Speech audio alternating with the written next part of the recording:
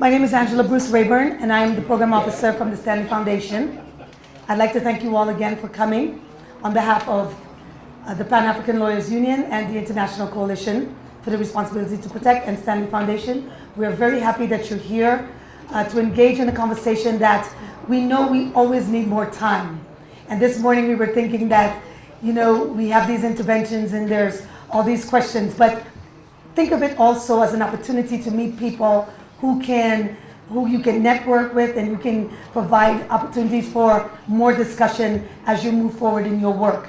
That it does not have to end today, of course, but it's actually just the beginning of a discussion that's going to go on for some time. The second panel this afternoon, we are charged with the discussion about civil society's engagement in atrocity prevention. And all the and how does that, what kind of form does that take? How does it look? We've been hearing a lot of conversation this morning about civil society. And there was an interesting comment, I think it might have been by my friend here, who said, just tell me where to go. What do I need to do? Because we know that we face these big governmental apparatus in many countries, big organizations, the AU, the UN. Sometimes we don't know where to go. And we talk a lot about where does the civil society go? What is their role? And this is an opportunity today to hear from people whose organizations engage on a level, on a grassroots level in their own countries with their own governments as well as with the AU. Understanding that it's not always easy and it's not always straightforward on who to go to, where to go, how to engage policymakers, how to get the decision makers to listen to you. But it is an opportunity to learn from how some organizations and how some people have been doing it. And I think part of what is important here is for us to be able to learn and to hear about the challenges and how to, and good best practices and good recommendations for how we should move forward. So without further ado, I'm going to introduce Mr. James Gandhi, who is from Kenya, and he works for an organization called Informed Action. And this organization documents human rights violations, for example, among other things. But one of the things that they do is to look at the consequences of post-election violence and what happens in a country like, for example, in Kenya, after an election is done, and looking at the winners and the losers. And so, Mr. Gandhi, I'm going to pass on to you. Thank you very much, Angela, and thank you to the organizers of the meeting. I'm here to share, once I get this right,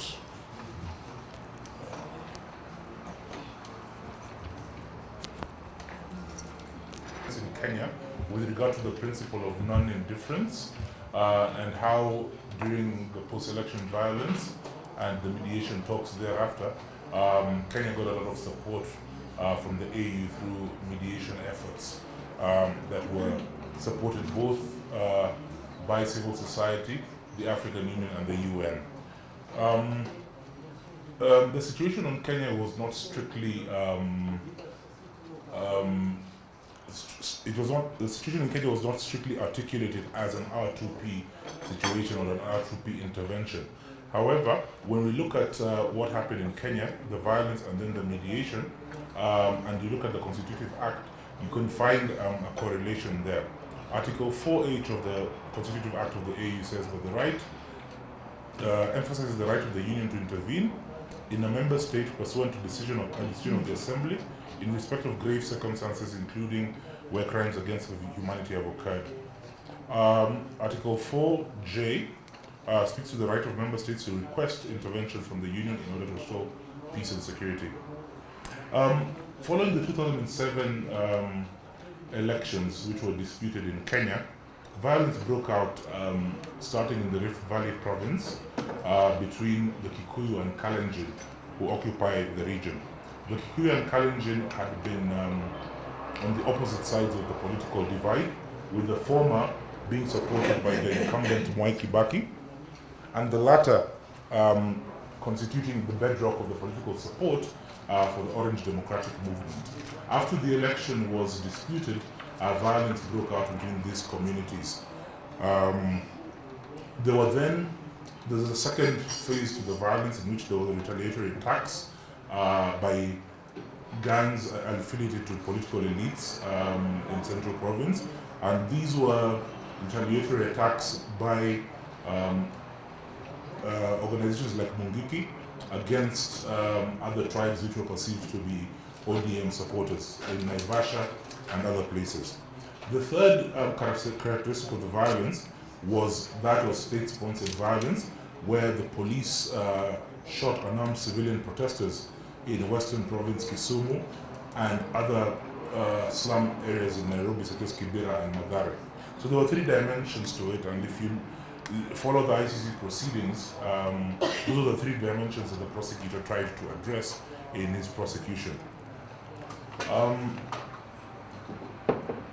The violence occasioned the death of between 3,000 and 5,000 people. The figures are still disputed in different reports, and hundreds of thousands, over 300,000 people were displaced during the violence.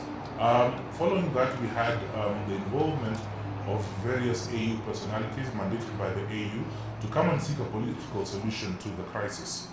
The first of those was John Kufuor, who was then the chair of the Assembly of Heads of State and Government, who made an initial attempt to come into Kenya to find a political solution. Kufuor's initial intervention in Kenya was rejected by the political elites, but using his position at the AU, he then convinced the African Union to establish a panel of eminent African personalities led by Kofi Annan, who is the former Secretary General of the UN. It included former President of Tanzania, Benjamin Mkapa, and Madame Graça Machel, who, as you know, was the former First Lady of Mozambique, and widow to Nelson Mandela, but she was an eminent African personality.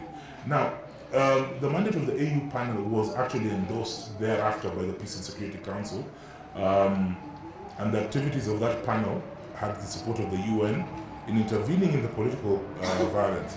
It managed to mediate a peace agreement between the two parties, known as the Kenya National Dialogue and Reconciliation Agreement, which was signed on 28 February 2008. And this is an instance in which we see the AU's proactivity in terms of intervening in a political crisis using mediation.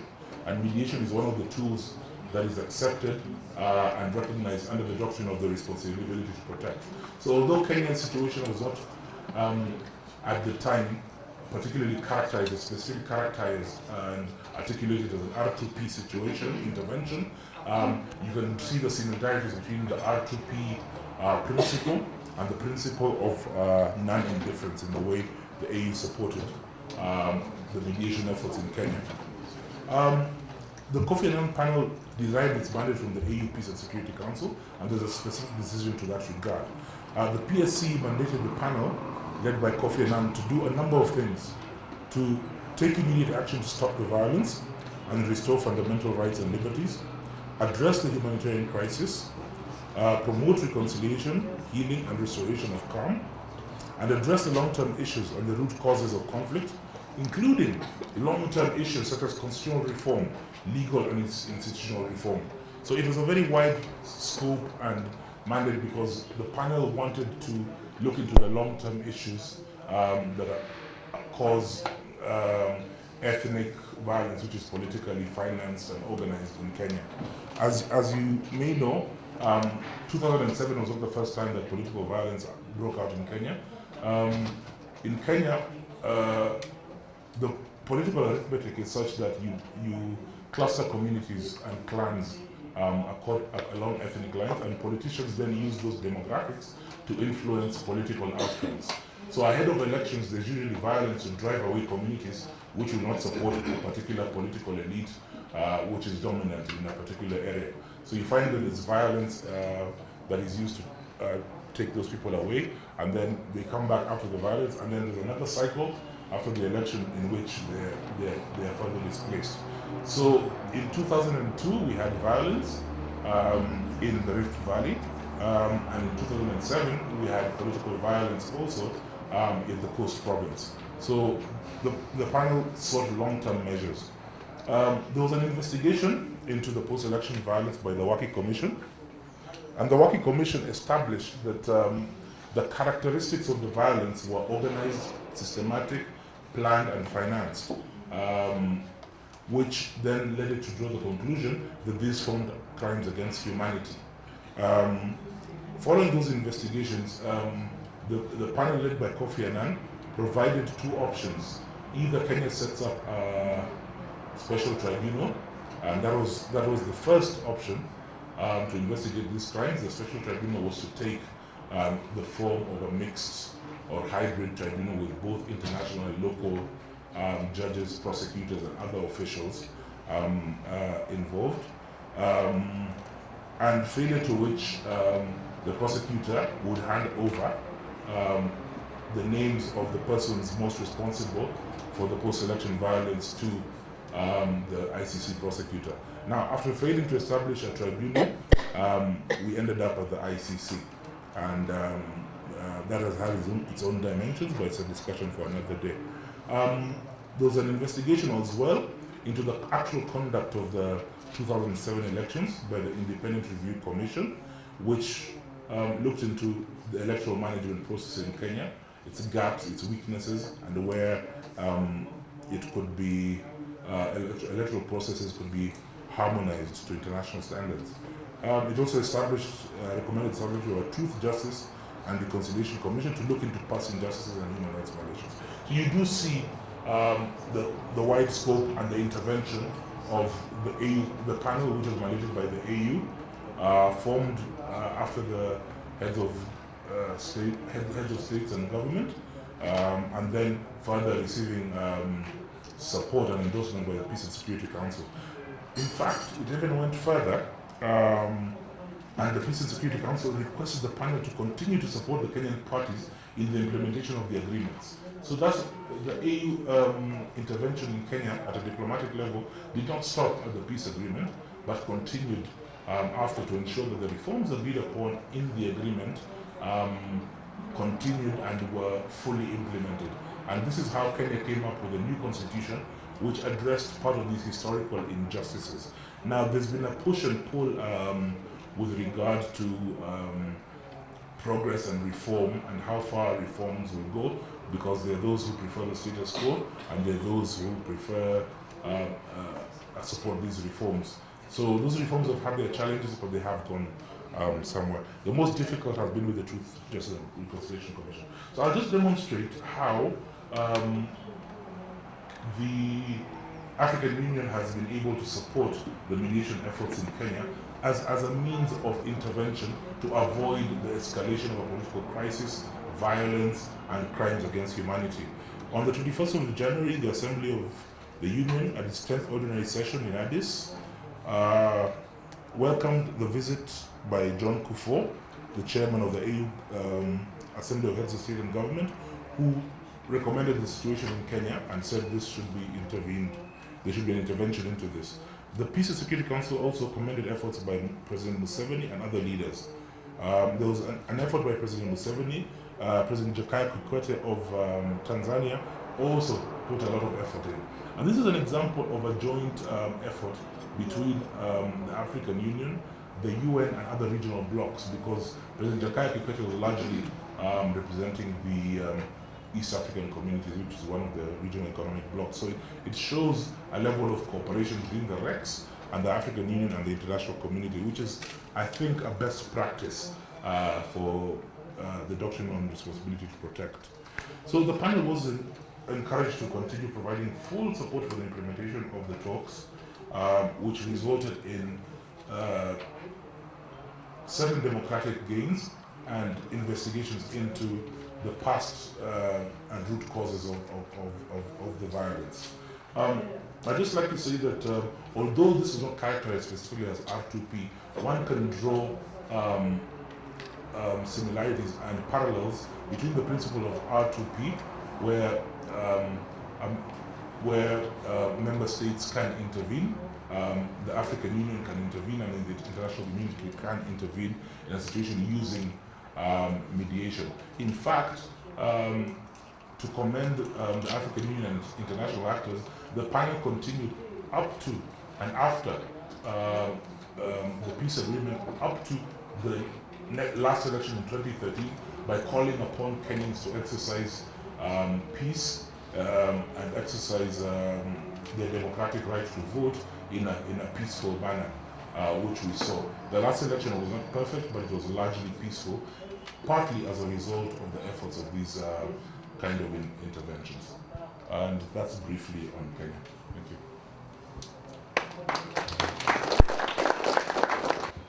Je vous remercie, Madame la Présidente, de séance. Je suis Mathias Bakeni Morouba, je suis avocat de la République centrafricaine, président de l'Observatoire centrafricain des droits de l'homme et président du réseau des ONG des droits de l'homme en République centrafricaine. Je vais vous entretenir rapidement sur la situation dans laquelle nous nous trouvons dans notre pays. Et bien avant, je me permets de vous présenter rapidement ce pays qui est situé au cœur de l'Afrique, avec 6 pays frontaliers, pour une superficie de 623 000 km². La population est de 4 500 000 habitants, répartis sur l'ensemble du territoire, sachant qu'on n'occupe pas l'ensemble du territoire, puisque la bonne partie c'est la forêt, voilà, et ça c'est vers le sud, tout le sud, et puis dans le nord c'est un peu une végétation du type saïli. La République centrafricaine a connu depuis plus d'1 an maintenant une situation conflictuelle qui a démarré exactement le 10 décembre 2012 avec une rébellion appelée Sénéca qui a commencé dans le nord du pays et qui finalement, le 24 mars 2013, a fait un coup d'État et a fait changer le régime qui était là, qui était démocratiquement élu. Ce changement est intervenu, nous avions pensé pour nous, la population, que c'était une bonne chose. On a même applaudi l'arrivée des éléments de la Sénéca, de la rébellion de la Sénéca. Et malheureusement, vite, nous nous sommes rendus compte qu'au lieu d'une libération, mais la population civile particulièrement a commencé à vivre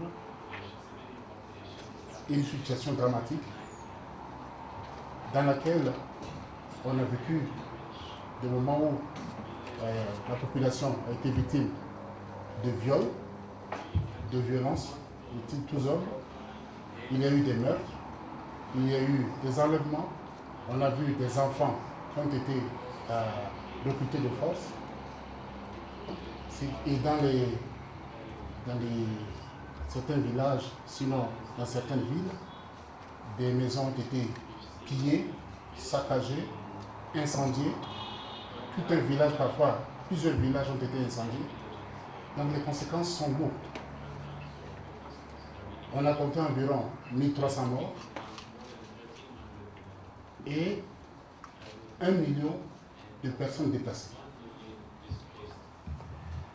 Devant cette situation, la population a commencé à s'organiser parce qu'il n'y avait plus d'armée, il n'y a pas d'armée pour assurer la sécurité des personnes qui vivaient avec. L'administration est portée disparue. Et malheureusement, la population, s'étant sentie victime, s'organise pour assurer sa propre défense. C'est ce qui a fait naître ce qu'on appelle aujourd'hui les anti-Balaka, qui au départ se sont fait appeler une milice chrétienne, mais je mets entre guillemets parce que ça n'a rien à voir. Jusqu'à l'intérieur de cette même milice, il y a aussi des chrétiens, puis certains musulmans. Et dans le groupe de Seleka, bien entendu, il y a aussi des chrétiens et des musulmans. La conséquence, c'est que le 5 décembre dernier, nous avons assisté à une autre recrudescence de violence qui a pris une tournure assez grave, dans la mesure où aujourd'hui, on a assisté à un conflit à caractère confessionnel qui a opposé, je dirais, certains musulmans avec certains chrétiens, mais qui n'a pas, Dieu merci, pris une tournure de conflit entre musulmans et chrétiens, je précise. Notre analyse de cette situation conflictuelle, c'est que malheureusement nous avons eu au sein des éléments de la Seleka des mercenaires qui sont venus du Tchad et des mercenaires qui sont venus du Soudan. Et ce sont ces mercenaires qui ont pu instrumentaliser les éléments de la Seleka particulièrement pour s'en prendre à la population chrétienne au départ. Et vice-versa, certains hommes politiques en ont profité pour instrumentaliser la population afin de se lever contre certaines mesures. La conséquence, c'est que nous sommes rendus compte que le pays territoire périclité et il fallait à tout prix trouver une solution. Les organisations de la société civile se sont organisées pour se rendre à New York à l'occasion de l'Assemblée générale des Nations Unies afin d'attirer l'attention de la communauté internationale sur la situation qui se trouve en 1880. Nous avons été entendus. Il faut le dire. Ce qui a abouti à une première résolution qui avait été prise par les Nations Unies, c'est la résolution 2121. Mais cette résolution n'avait pas d'impact effectif sur les actes qui se faisaient sur le terrain. Et le 5 décembre, le jour où on a une deuxième attaque a eu lieu avec les éléments anti-Balaka, les Nations Unies ont pris une deuxième résolution. C'est la résolution 2127. Dans cette résolution, le mandat a été donné à la MISCA, aux forces africaines, de pouvoir utiliser la force en vue de désarmer les musulmans. La force africaine est appuyée par les forces sangaristes qui sont les forces françaises, chargées, bien entendu, d'assurer la protection de la population civile, de désarmer et de faire en sorte qu'il y ait un retour à la paix sur l'ensemble du territoire.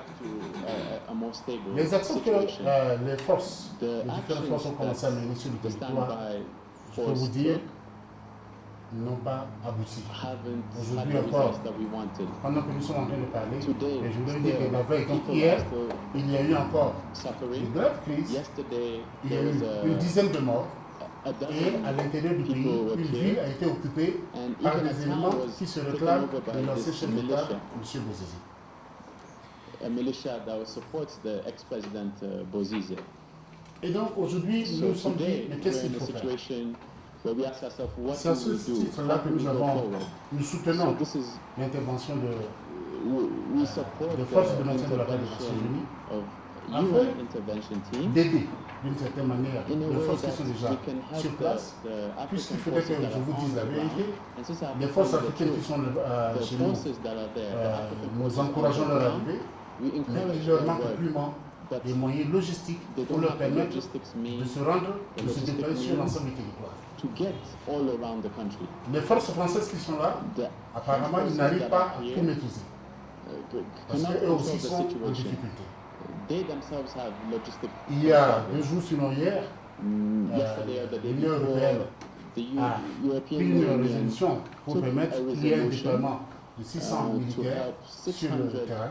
Mais nous savons que ça encore, ce n'est pas totalement satisfaisant puisque la population est toujours sur le site des personnes déplacées. Je vous ai donné le chiffre tout à l'heure.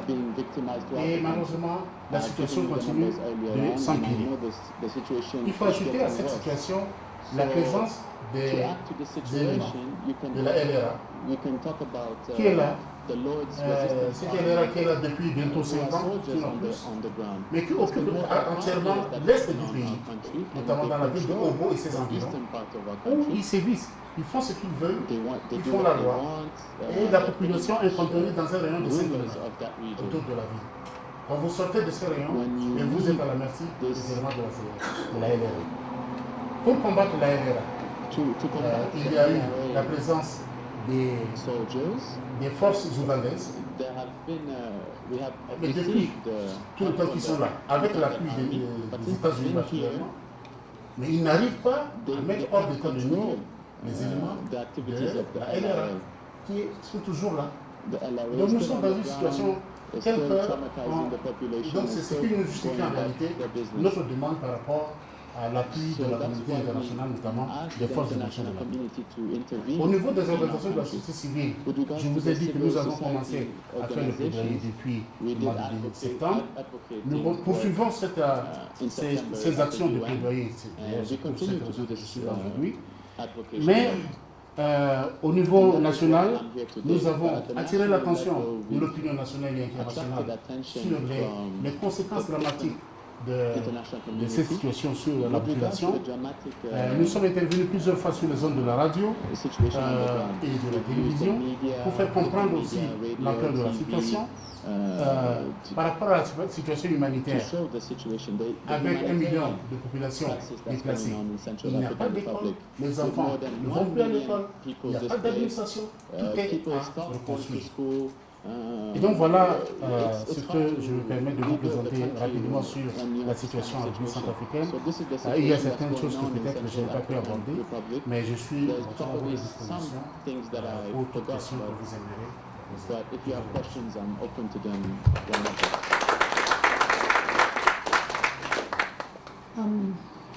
Vous voulez partir maintenant ou pas? If you want to leave now or...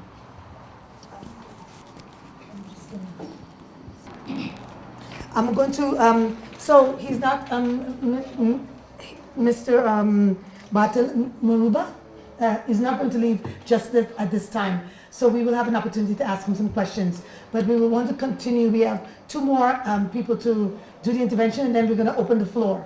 So I'd like to have brief presentations and allow the questions to be asked, because it seems that that is what people want to engage in. Okay. So I'm going to start with my friend here, Aguil, who is actually, she told me she was comrade, right? Aguil de Shoot Deng. And she is from South Sudan, and she's going to give a brief presentation on the situation in South Sudan. Thank you very much once again.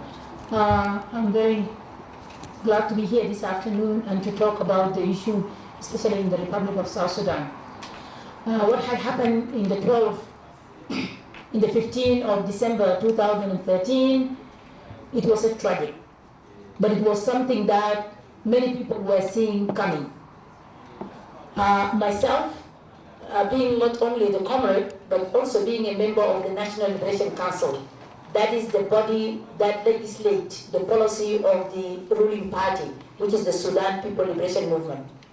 I represent Australia, New Zealand, and Oceania in that capacity, and I sit as a representative of the diaspora. So therefore, I was not just an insider and being an activist, because I'm not employed in anywhere. As I just speak what is there, I would have said that I would say nothing but the truth.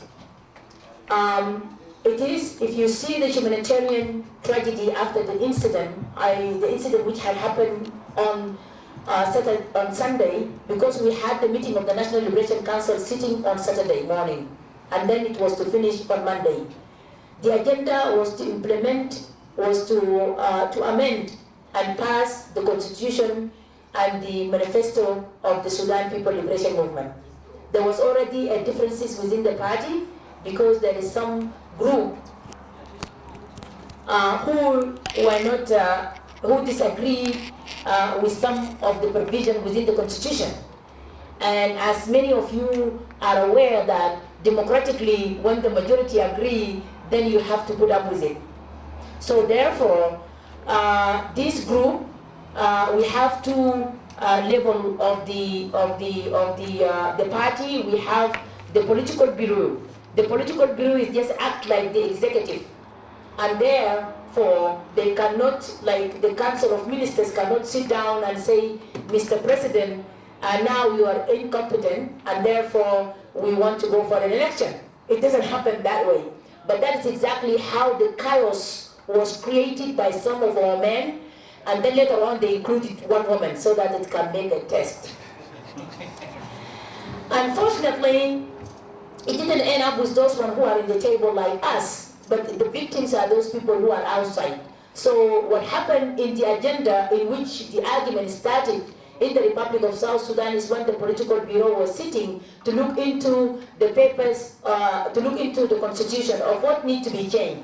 But then they brought up the issue of the president. That next time we need a chairman and the chairperson, and then some people were saying that they are going to stand for that position, which we know, all of us, that when the time comes, anybody can say that I want to stand. But when the time don't come, then time matters. And what do you do on that time?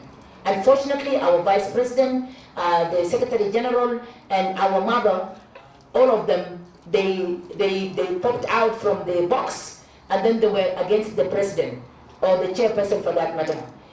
At the same time, this is the vice president of the Republic of South Sudan, and he's been there for 8 years. And ladies and gentlemen, during the 6 years of the interim period, because our president for the Republic of South Sudan, he was also the first vice president in the Republic of South Sudan. So therefore, he spent most of his time in Khartoum, and he delegated most of his power to the vice president. So if there was anything that had gone wrong in the South Sudan during the interim period, in my understanding, and not being just an actor, but being part of that community, then I would say, Vice President, you have let us down. But that was not the case. The case was that everybody was blaming the president, and it was right here in Addis Ababa when the president and the chairperson of the Sudan People Liberation Movement have sent his vice president to represent the government of South Sudan for the post-referendum issues, secession issues being discussed here in Addis.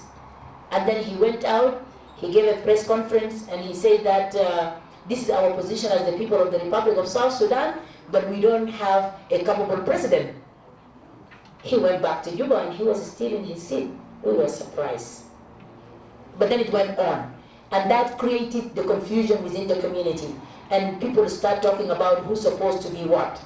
But the many people in the community were now waiting for the services to be delivered to them. They don't care of who is the president. What I care of is how can I get my child to the school. I want to get education. I want the basic service.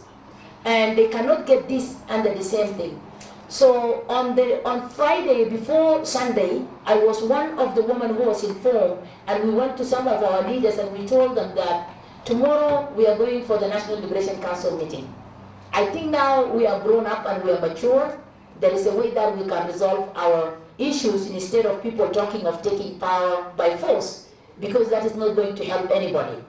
But then 2015 is just in the corner where anybody can contest.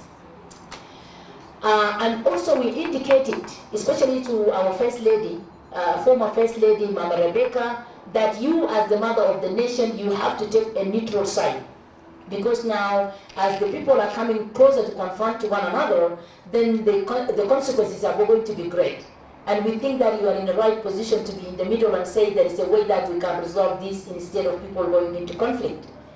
So we went to the meeting. That was us as women. We were going as women concerned of the community to talk to our mother, because we knew that there was a threat between two communities in which the other community was saying that we are going to take the government whether you like it or not, and there were preparation. It didn't just happen.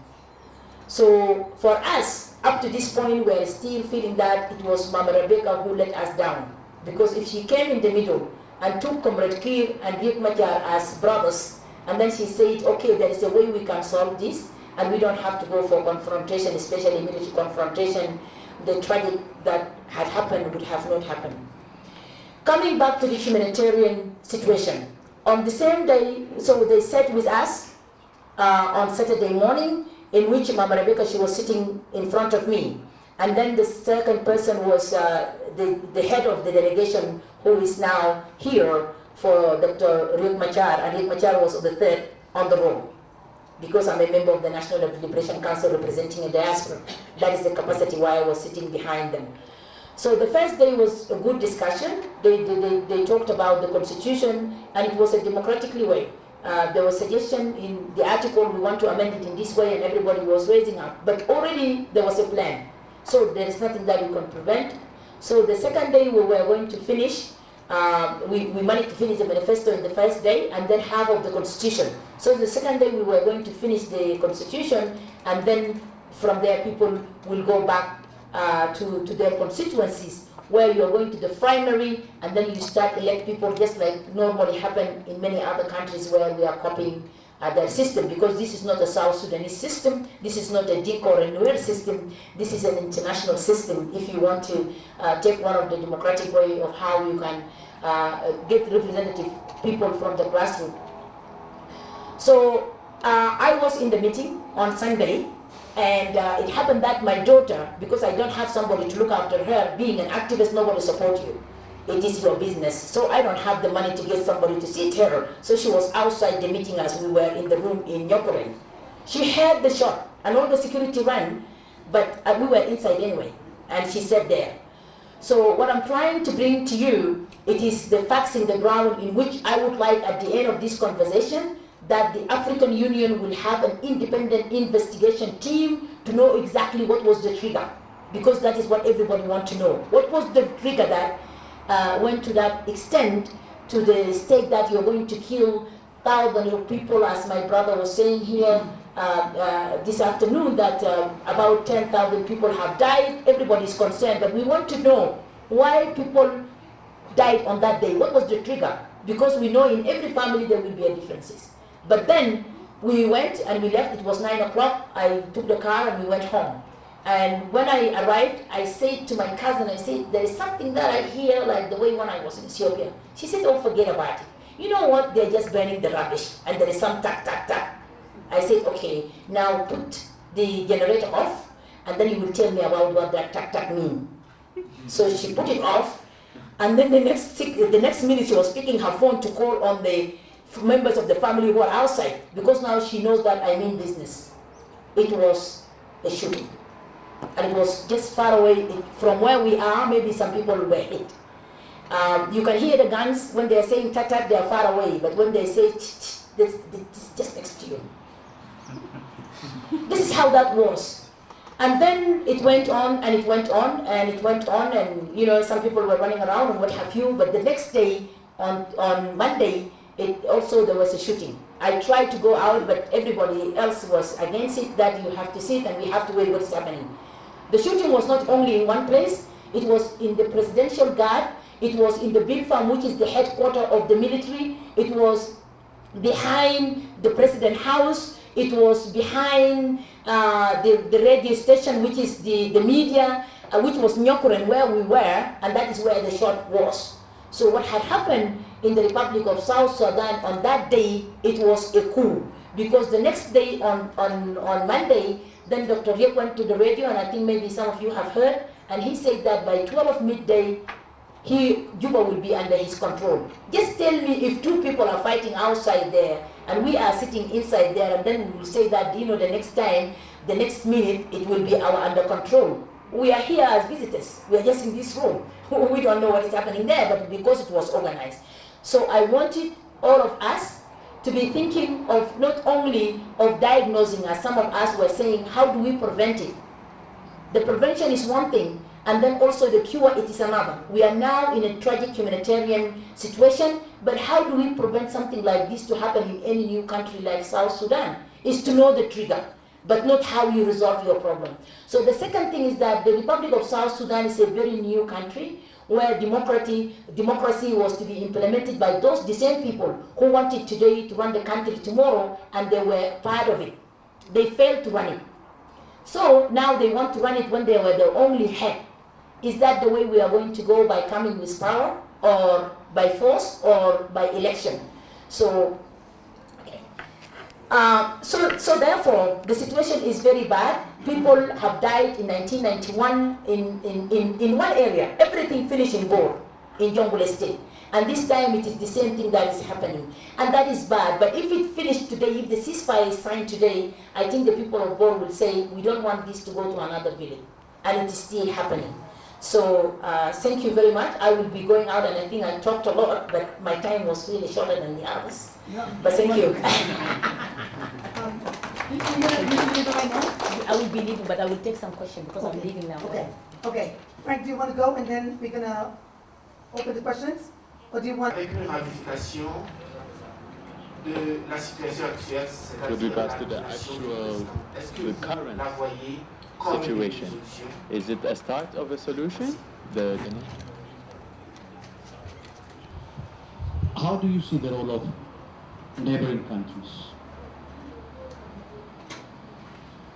Have they played a positive, constructive role? And are they playing a positive and constructive role? And what is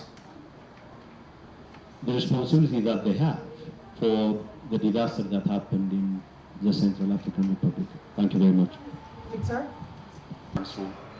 I want to touch myself a lot with my brother from Central African Republic.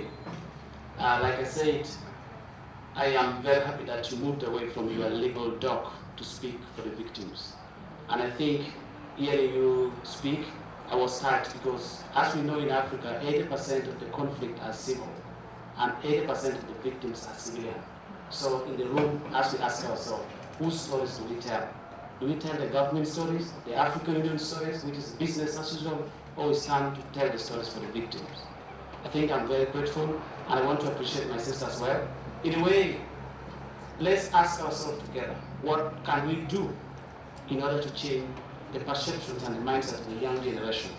It's not so long ago when I had in South Sudan, where 25,000 young people were walking to retake Juba, and they were young people. Young as they are, they're capable of doing everything. They are playing multiple roles in the conflict. But how best can we ensure, alongside the peace and security, we have also peace building? Is there a way we can maintain and make sure we reach these people in the process of, peacekeeping versus peacekeeping, peace building? How can we make sure that young people are brought on board? And to the donors as well, the time will be now to change the story in terms of how we approach the intervention. Are we going to keep convening the meetings like this always, or we will reach out and try to change the community, the attitudes in the heart of the people who makes the majority? Thank you very much. Nana? As an African, I'm very sad about what's happening in South Sudan, because it's like the independence, we got it, and then we are just messing up. The problem, I've been thinking through this, and my guess is probably that the different political interests got together to fight a common enemy without resolving the differences within. And so now the common enemy is out of the way, and you have these differences that have not been resolved. And my interest is, what has civil society done to reconcile the differences within the political interests that we have in South Sudan right now? That is my question. Dismiss? South Sudan. I'm from Uganda, and this question I asked, I think you are not here earlier. Is Uganda's involvement in South Sudan helpful or destructive? Demander, qu'est-ce que vous pensez maintenant qu'on a mis que le Parlement a mis un nouveau président? Quel sera le rôle de la société civile pour appuyer la nouvelle équipe gouvernementale qui va venir? Parce que je crois que c'est déjà, ça ne sera pas question de contester ce qui est déjà le Parlement. Mais le rôle de la société civile pour appuyer ce gouvernement à arriver à stabiliser le pays, à arriver à apporter une nouvelle vision de l'unité du pays et de la stabilité. Ma question, elle est tout à fait différente. Ma question porte sur les vraies causes des situations of the situation in Central African Republic, and also what are the situations with regards to South Sudan. And when we look at it closer, it's always linked with the natural resources. In Central African Republic, it's linked with France. And when South Africa, when China started playing a bigger role in Central African Republic, France a utilisé, ça c'est ma lecture, un acteur important dans la région de Tchad, so France used Chad to destabilize ont été organisés because Seleka has been trained. Et quand la France a décidé que les Seleka ne pouvaient pas continuer à faire ils sont allés se retrouver à N'Djamena et ils ont réglé le sort.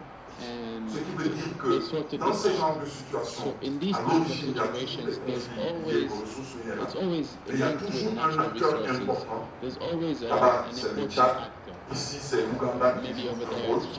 Et qui est motivé par tout cela. Et pour le Sud-Soudan, et comme ma sœur est là, comme elle était particulièrement dans un ensemble de discussions, les informations que nous avons aussi reçues, c'est que la division n'est pas simplement liée à la préparation à la Constitution et c'est aussi lié au contrat qui lie le Sud-Soudan et le Nord-Soudan sur le la traversée, l'utilisation du pétrole.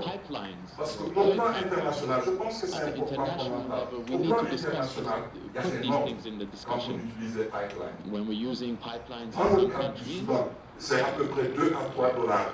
It's maybe $2 or $3 per barrel to transport the oil.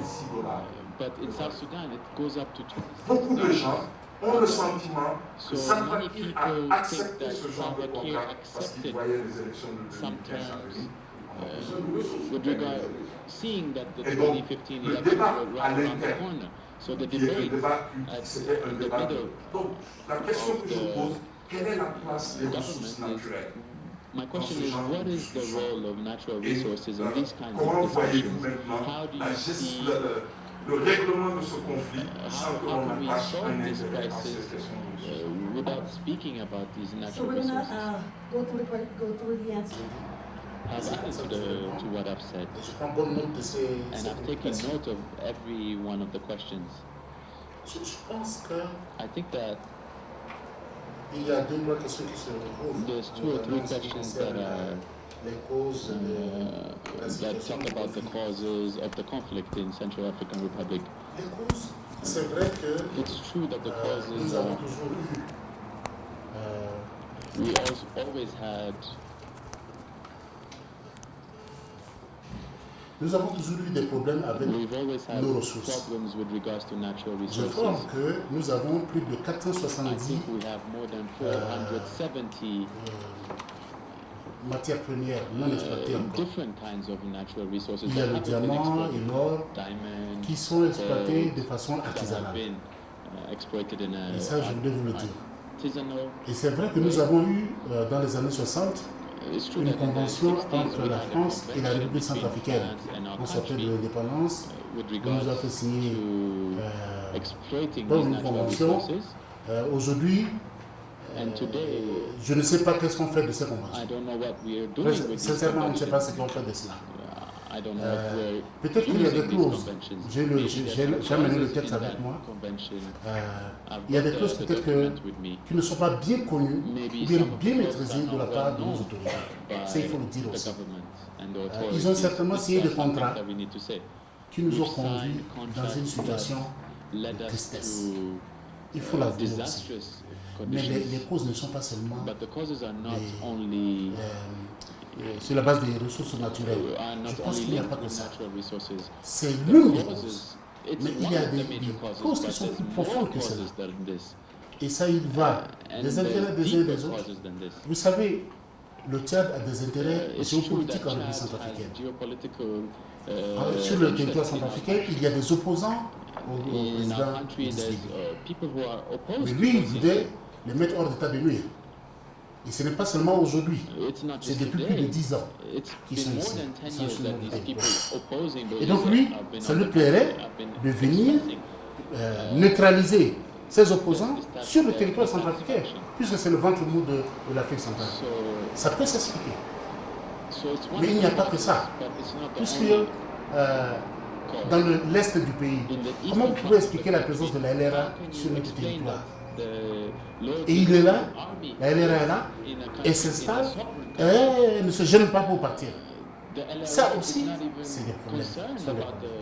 Donc, pour dire que nous sommes malheureusement, comme on dit, dans un pays où, comme disait le président Papassé à l'époque, où coule le lait et le miel.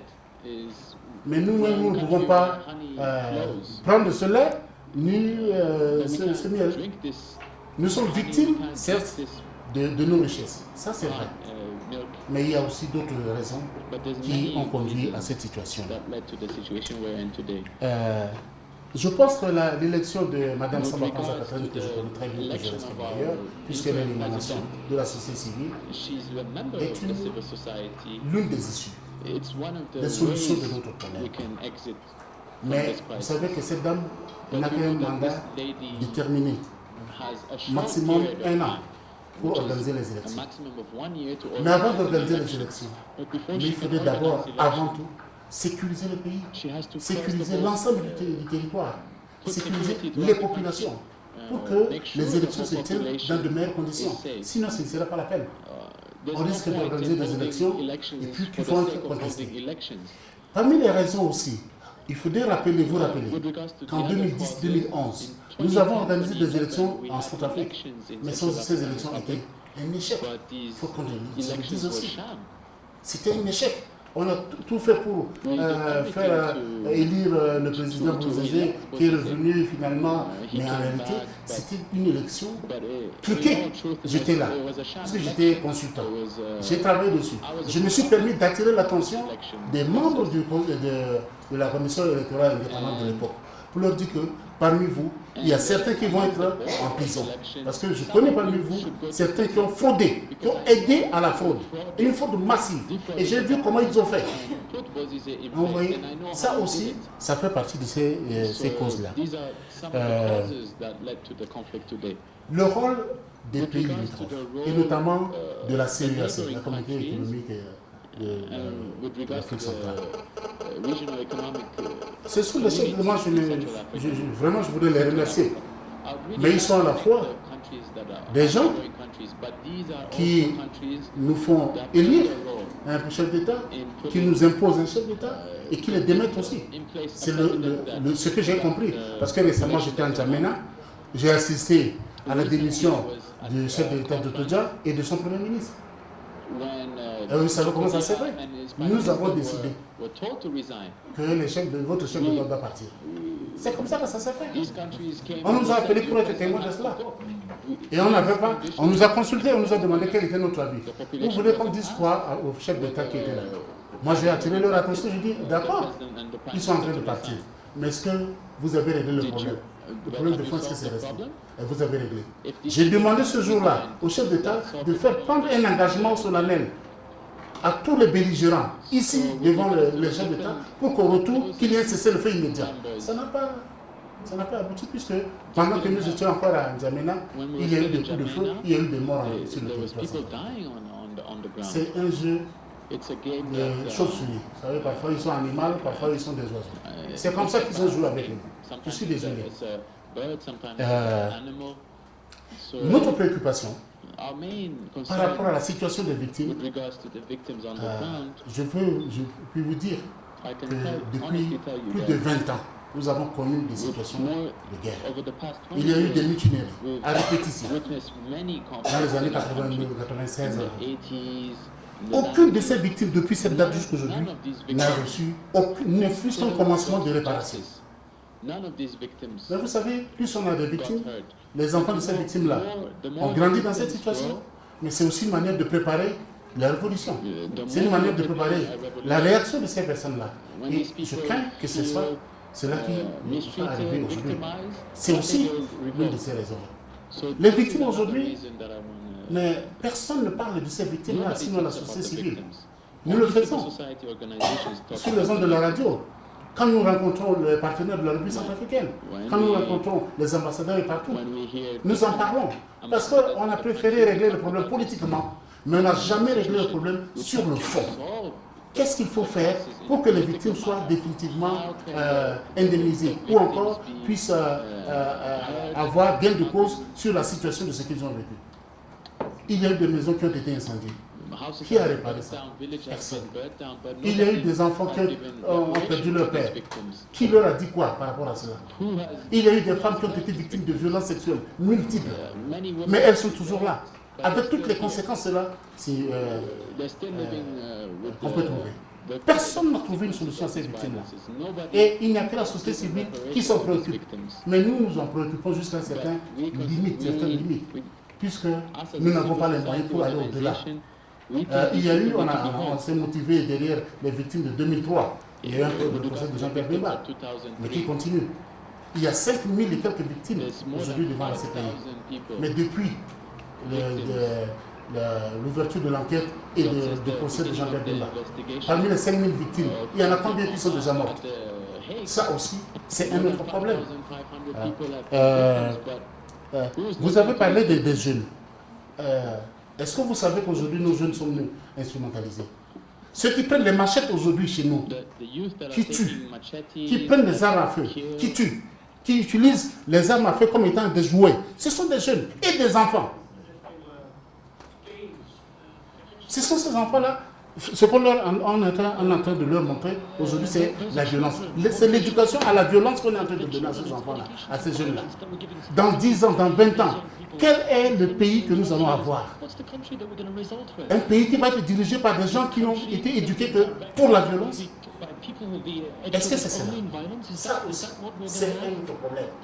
Et c'est pour cette raison que nous disons au niveau de l'éducation, c'est tout un programme qu'il faut reprendre, qu'il faut faire pour permettre à ceux qui sont encore là, ce qu'on peut encore récupérer, de pouvoir apprendre autre chose que la violence. Et ça, c'est un travail de longue haleine. On ne peut construire une paix durable sans impliquer, mais à fond, la population d'abord, par tout moyen. Il faudrait que la population, commençant par les enfants, comprenne que l'avenir de ce pays repose d'abord sur eux. Parce qu'aujourd'hui, nos responsables, certains ambassadeurs m'ont dit, on les connaît. Vous savez ce que ça signifie quand un ambassadeur vous dit, on connaît votre leader, tel leader. Ça veut dire qu'il est bien connu, on sait quelles sont ses limites, etc. L'avenir de notre pays, c'est sur la jeunesse. Mais c'est un travail que nous sommes appelés tous à faire. Mais on a besoin de soutien pour cela.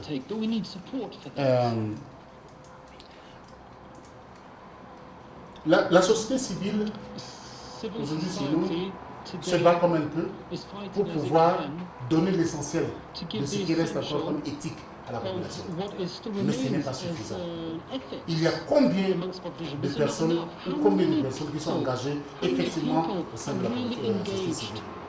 Je suis là pendant que nous sommes en train de discuter, parler des questions du pays, de l'avenir du pays. Il y a un qui m'écrit pour me dire, ah, moi, voici mon dossier, il faudrait que tu demandes à Madame la Présidente de me mettre dans le gouvernement. Est-ce que vous comprenez ce que je veux dire? Et il n'est pas seul, ils sont nombreux à faire cela. Ça veut dire qu'aujourd'hui, je suis désolé, certains membres de la société civile, je suis responsable, je suis responsable de cela aussi.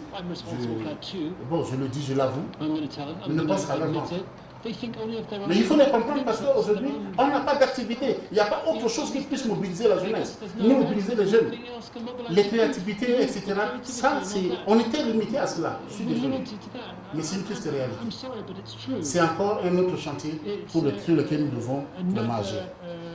Je voudrais, il y a 2-3 questions qui me restent, mais je vais rapidement aborder cela. Rapidement.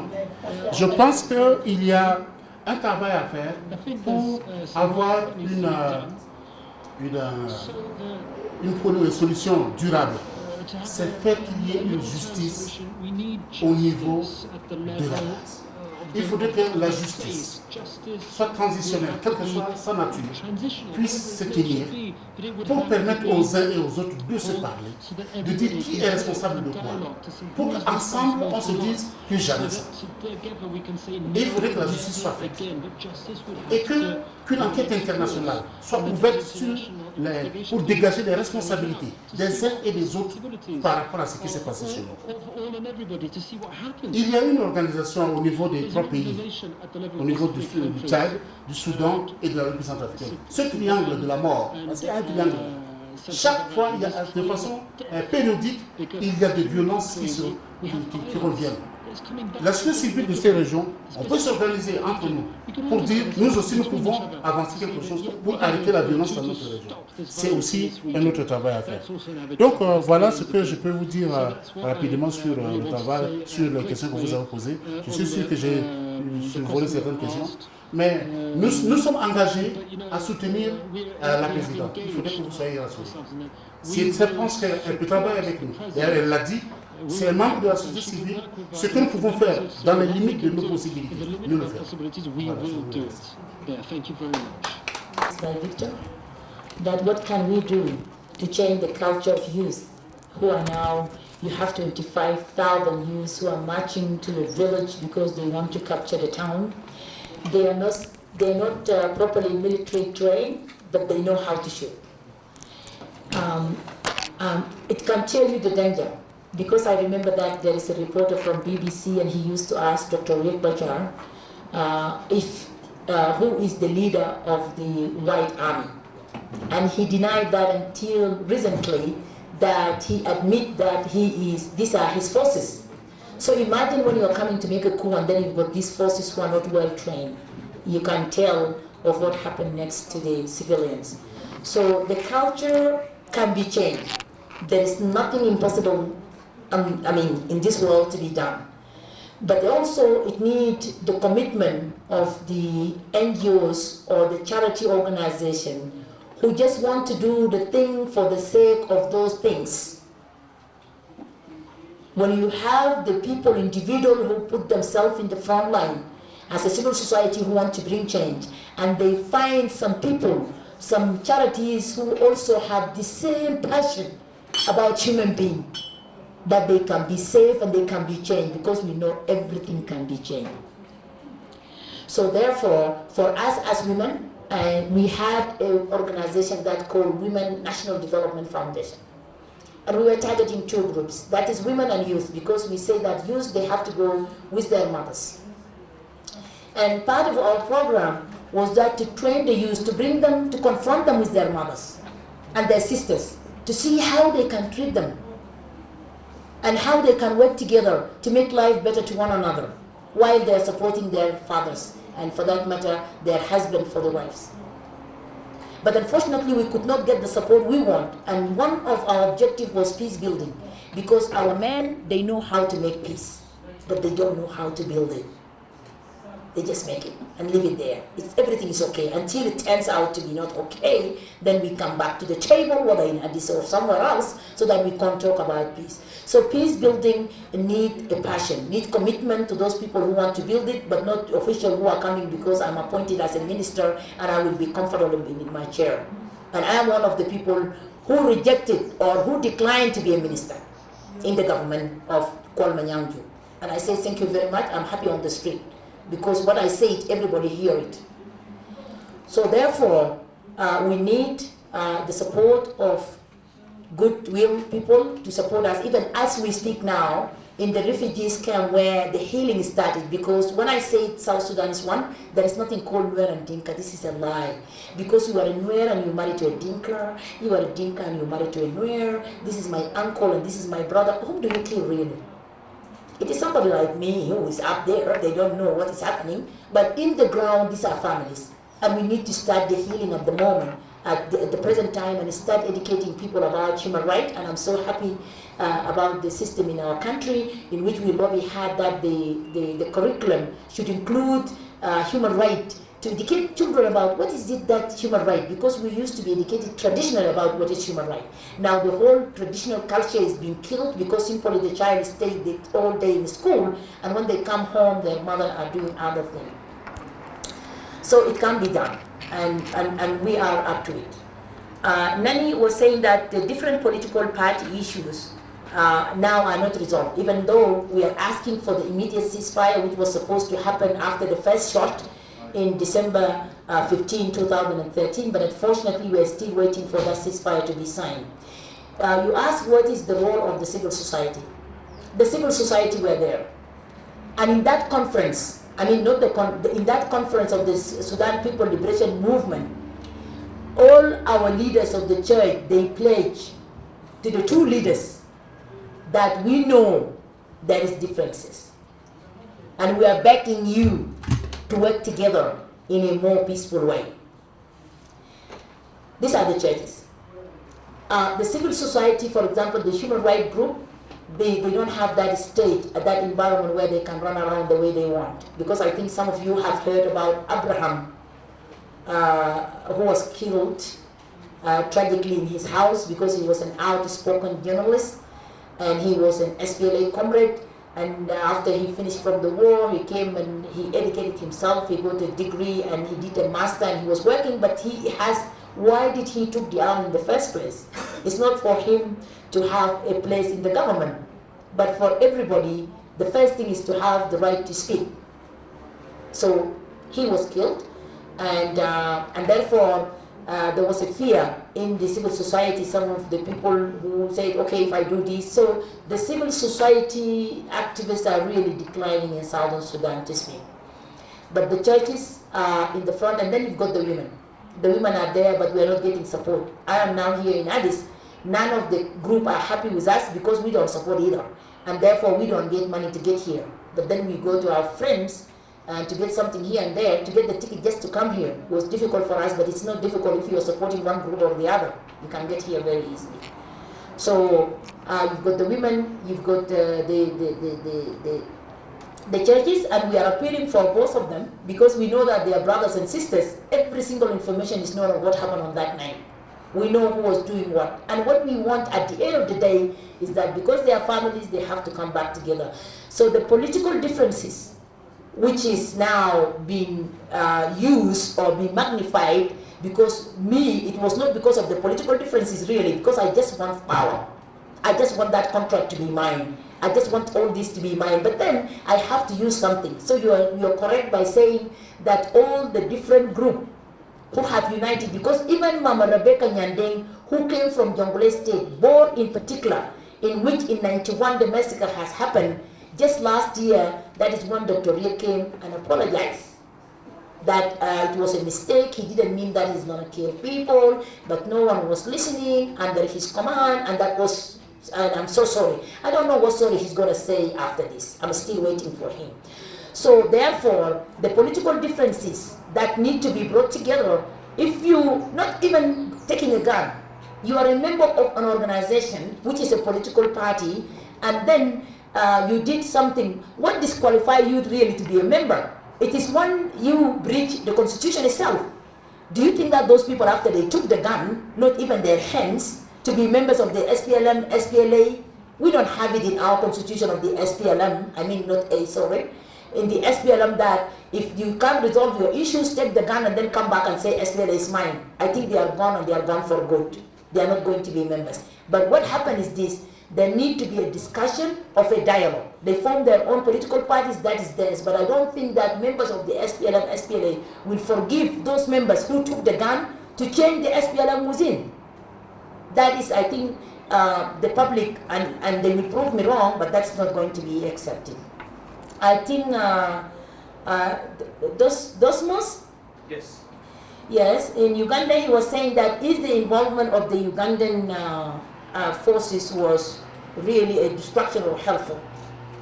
You know, I want to tell you something. When I say I'm a comrade, I mean it. When I went to the SPLA, when I was very young and angry about the system in Khartoum regime, the way they treat the people of South Sudan, I found some young kids who went there. And when the camps has been attacked, some of them went by will, some of them they went because their parents are leaving to go to the forest, and they went with them. But when the enemy comes to that area, because most of the time the men will go and then they will leave the women with their children and they go to attack or they go to, to do their plan. But if the enemy comes to that place, nobody will protect you. They will abuse you and your children. But then When the children learn, if you take the gun, because when you are shooting, the gun will pull you. So they will pull a child from here, right there. So what they did, they will see a big tree where you can put the gun and just help yourself. It's not because you are trained, but because you want to help your mom. And I will tell you what, these enemies, they will never come to where we are with our children, because they know either them or us. There is no in between. So they don't come.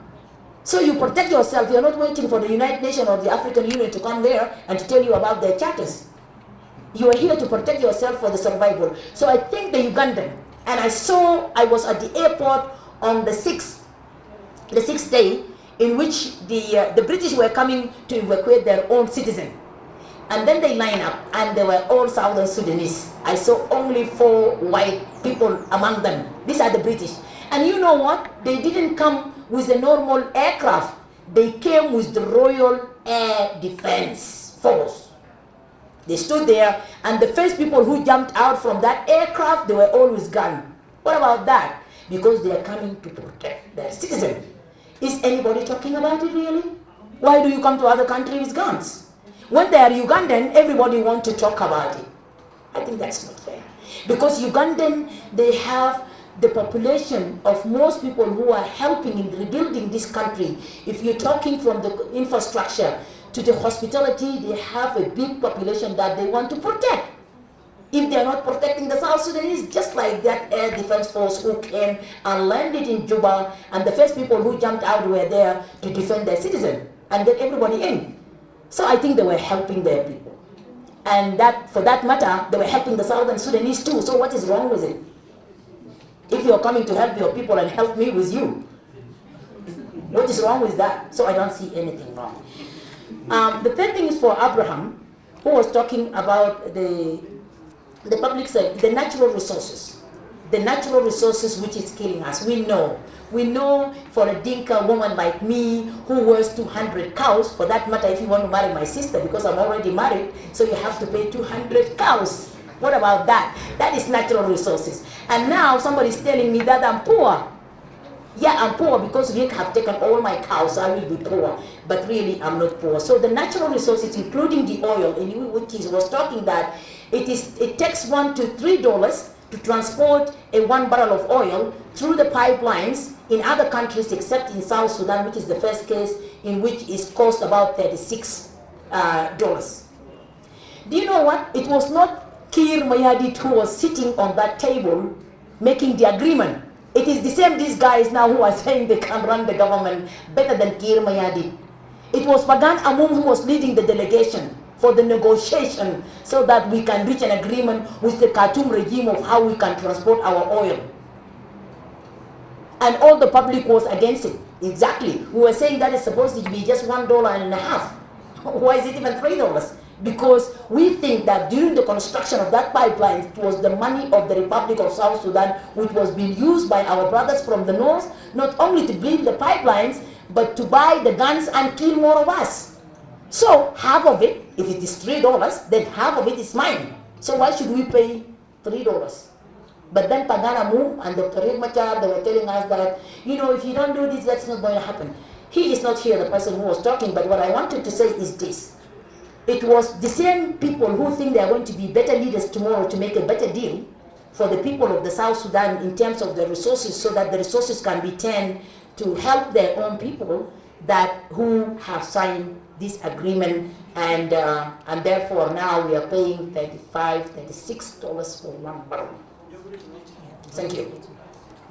So I'm going for a meeting. Thank you very much. I've got my card here. If you want to talk to me and you want to help the youth, you know where you can get me. Thank you very much.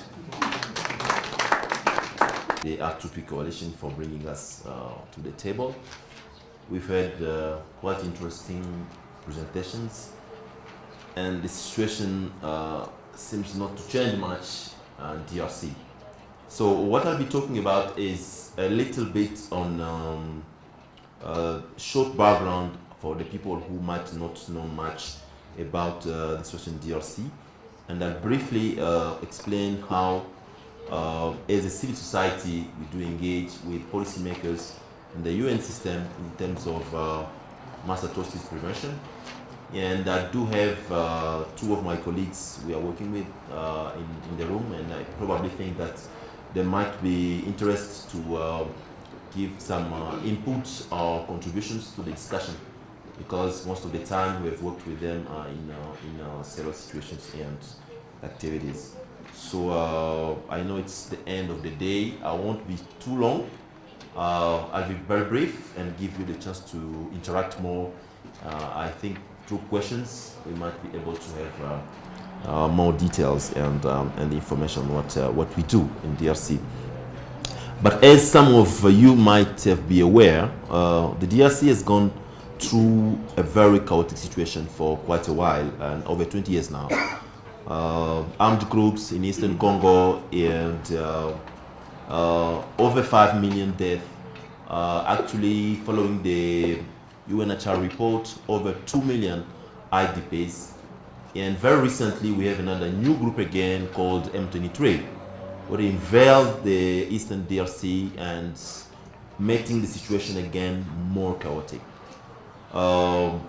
In terms of AU and UN processes in peace building, we had a Security Council resolution, and this is one of the very first time that the UN Security Council decided to have a resolution on an intervention force.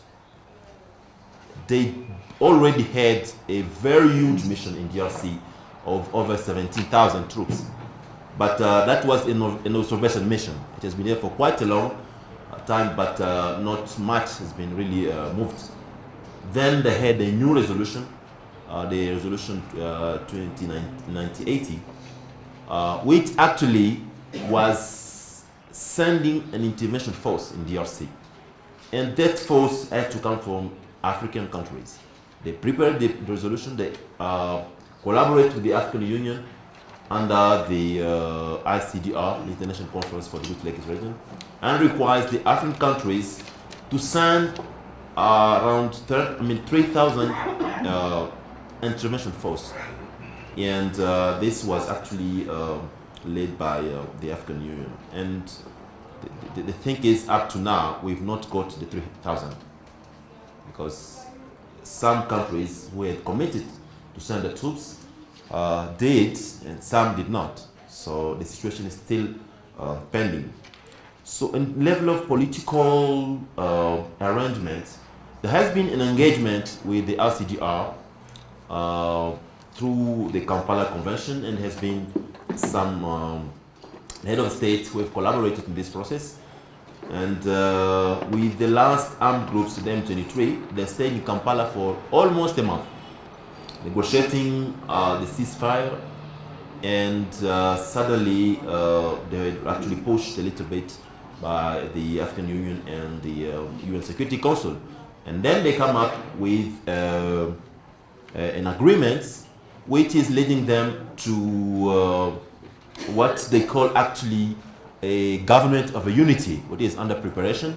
And as some of the colleagues have said, it's when a non-group fight in a country, you go to negotiations, you get a ceasefire, and then by the end of the day, these guys are put in a government, and then there is in the parliament actually an amnesty law going on. So they are preparing an amnesty to forget about what these guys have done in the past and look at how the government is going to move forward. So this is really some of the things that I wanted to bring to your attention. And it's possible that they lead to a government of unity, and for the armed groups, I mean all the troops who have been involved in this process, they are going to organize a DDR process to make sure that they reintegrate them again in the national army. So this is really a very, very, very embarrassing situation in which the country has been involved for such a while. So actually we are observing to see how the government is going to come out very soon, and how the law on amnesty is going to come out, and what is it about exactly. Apart from that, in terms of civil society engagement on R2P in the country, I would say that there is I won't call it a great progress, but there is some steps taken in terms of existing of a national coalition. I won't say a coalition as a formal coalition, but the existence of some members of the coalition within the country which already prepared a way of involving more and more civil society in terms of understanding the norm and understanding the way it operates.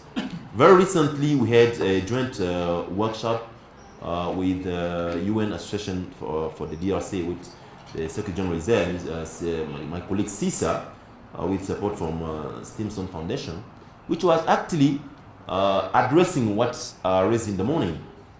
How do we engage civil society?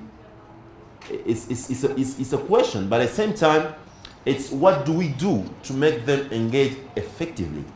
So in the morning raised the question of capacity building, and that's something which is very important. Sometimes we focus on very big pictures, but which do not exactly bring the change that we need.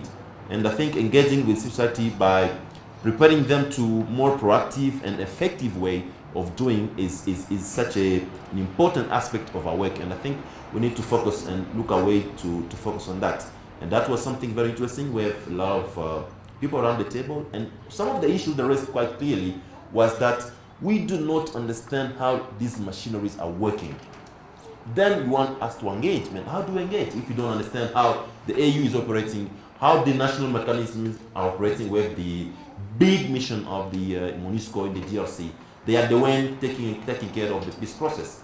But if you don't know exactly to who do you talk when you go to the MONUSCO, it's a big machinery in the DRC, and they have, it's just such a huge machinery. If you don't know exactly where to go and to talk to, so you will waste time and there is not something you can do. So I would bring to your attention that capacity building for civil society organizations is a key point to engaging them in R2P or in any kind of action systems of prevention, because the prevention is the main focus in R2P. Response is sometimes difficult because we need to have the youth engagement of political leaders and so on, but at the prevention level, there is a way civil society can engage effectively. At a national level, what we actually do is to make sure that we involve civil society in the working groups. There are working groups at national level where you have the UN system, you have the donors community, you have the policy makers. And this kind of area where you have people without protocols is a way where we are able to talk to each other without protocol and make sure that the voice of the people who might not be able to meet the president or the minister with these protocols are able to make their voice heard. And that is something we've been doing to make sure that we participate actively in the working groups, national working groups. We have one on security sector reform, we have one on women political participation, and there is one again in the implementation of the resolution 1325 on peace and security. So all these kind of things are really, really important tools to be used specifically at the national level to make sure that civil society are engaged on the prevention and the survival of mass atrocities. Apart from the working groups, we also have worked so far in capacity building with other civil society organizations. And at the regional level, we have the RCGR, the International Conference on the Great Lakes region. For now, it's, I would call it a leading body for the peace process in DRC. They've been engaged for quite a long time, and they are actually leading the process under supervision of the African Union and the United Nations Security Council. But the real thing is that they do have mechanisms of engaging at national level with civil society organizations, and at the same time, they do have a civil society component. And the thing for us was to explain to those engaging in this peace process at the civil society level how they could go about it, who they can talk to, and how they could prepare the messages more effectively. There's one other point which is also, I think, quite important in strengthening the engagement of civil society in the prevention of the mass atrocities. it's the way civil society engage with media. I think this morning I was talking to Don about that. I mean, you can't move with the agenda. You can't make your voice heard if you don't at any point engage with the media. They play a very important role at national, regional, and global level. So I think helping civil society to understand how they can operate with the media, it's very important. And I believe it's one of the things that we also have been doing to work with civil society to help them understand what are some of the communication techniques and what are the available means in terms of media, in terms of ICT facilities to make the voice and change, share the views on certain point of view and share the messages around a large audience. And I think it's something that we have not put enough attention on how to engage with the media as a mean to involve civil society in preventing mass atrocity and so on. So there is some of the challenges that some of the colleagues have mentioned already. It's the lack of engagement in the peace talks. You know, most of the peace talks around DRC have been really at very high level. You have a special rapporteur, a special representative of the Secretary General for the sexual violence in conflicts, Madame Bangura. You have the office of the special envoy to the Great Lakes region with Madame Mary Robinson. And these have been really very high meetings where you have political leaders engaged, we have the people from the armed groups engaged in the peace process. But you do not have these facilities to have at community level people coming to express themselves and say what they think about the peace process, what are their contributions, what they think should be the more appropriate way of building peace, not only having peace agreement, but how do you sustain this space on the ground? Because people have been victims. You have thousands of people raped. You have thousands of people who have lost their properties. Whatever ceasefire you sign, whatever agreement you sign, these people are still engaged. You know, internally they are not in peace. So it's important that when we talk about peace in this country, we don't just look at the peace agreement, but we also look at how the communities are engaged in this process and how far this can be sustainable. And this is really one of the very, very strong challenges that the country is facing. There has been some years ago they engaged in a transitional process. They create a Truth and Reconciliation Commission where the people who have been engaged in the armed groups and armed conflict were leading the commission. How do you want people who have been leading the conflict, have been engaged in mass atrocities, to be heading the Truth and Reconciliation Commission? And I think it was just, a loss of time because it got disbanded itself because there was no way to move forward. Every step you engage in, you find yourself stuck because if you move again, you get yourself involved in what happened. So you better just leave it away. And this is why it went away up to now. And there's no one talking about it anymore. So these are just a very, very quick ideas that are bringing and that might engage our discussion. And I think it's very important that we really start engaging ourselves in very open discussions in how we more and more strengthen the ability of civil society to engage effectively if you want them to work and if you want them to really bring the expertise and the knowledge on the prevention and the fact that we do for prevention of mass atrocities. And thank you very much.